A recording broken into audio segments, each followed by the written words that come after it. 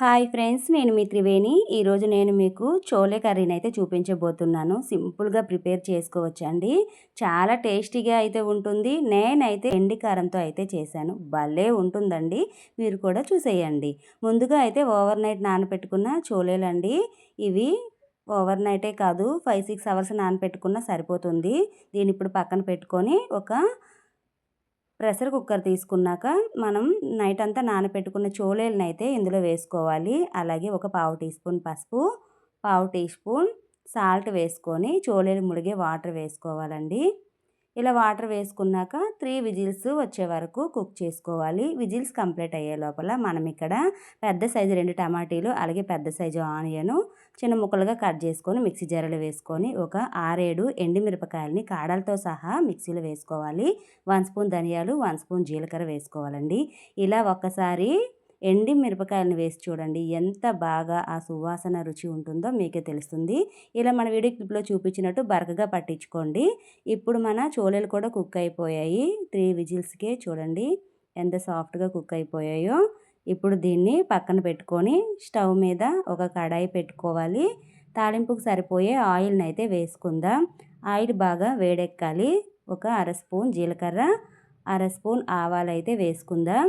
ఇప్పుడు 5-6 పచ్చిమిరపకాయలని ఘాట్లు పెట్టి వేసుకున్నాక కొద్దిగా కరివేపాకును వేసి కరివేపాకు చిటపటలాడనివ్వాలి. ఇలా ఒకసారి వేగాక ముందుగా గ్రైండ్ చేసి పెట్టుకున్న టమాటీ ఆనియన్ పేస్ట్ని అయితే తాలింపులో వేసుకుందాం.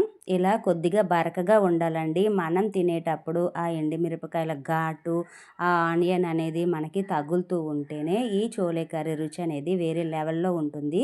ఇప్పుడు దీన్ని బాగా కలుపుకున్నాక అల్లం వెల్లుల్లి పేస్ట్ అయితే 1 స్పూన్ వేసుకుంటున్నాను.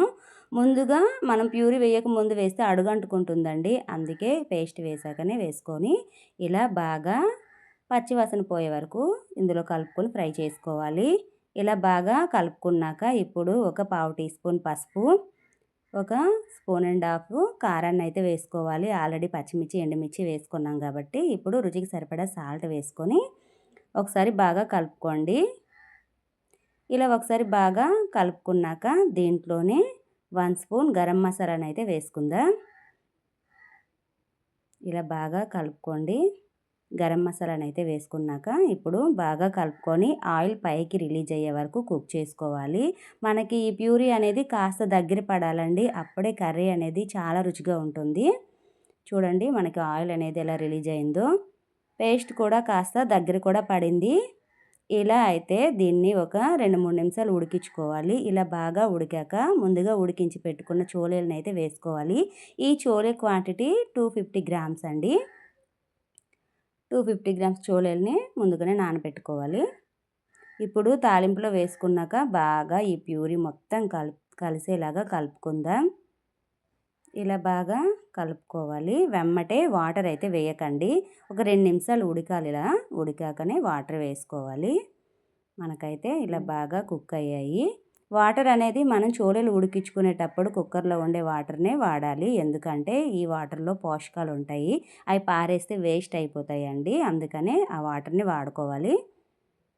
ఇలా వాటర్ వేసాక ఒకసారి కలుపుకున్నాక హై ఫ్లేమ్లో ఒక 5 నిమిషాలు ఉడికించుకోవాలి. ఇలా ఒక ఉడుకు వచ్చాక కొద్దిగా కొత్తిమీరని కాడలతో సహా వేసుకోండి. కొత్తిమీరని వేసాక బాగా కలుపుకోవాలి. చోలే కర్రీ అయితే సూపర్గా ఉంటుందండి. సింపుల్గా ప్రిపేర్ చేసుకోవచ్చు. మీరు కూడా ఒకసారి ఇలా ట్రై చేయండి. కర్రీ అయితే అదిరిపోతుంది. మనకనేది కూర అనేది ఆల్మోస్ట్ కుక్ అయిపోయింది. చాలా బాగా ఉంటుందండి. ఇది రైస్, రోటీ, బగార్లోకి సూపర్ కాంబినేషను.